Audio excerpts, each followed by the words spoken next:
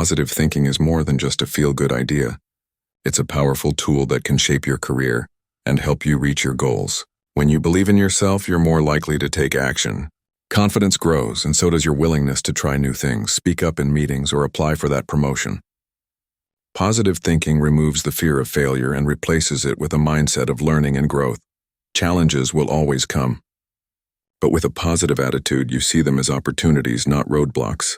Instead of giving up, you ask, "What can I learn from this?"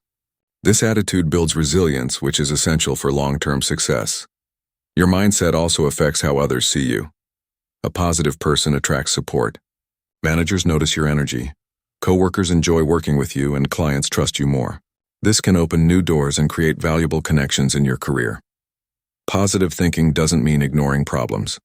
It means facing them with a clear and hopeful attitude. You look for solutions, not excuses. You focus on what you can do, not what you can't. Daily habits make a big difference.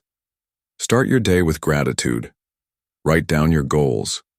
Surround yourself with people who encourage you.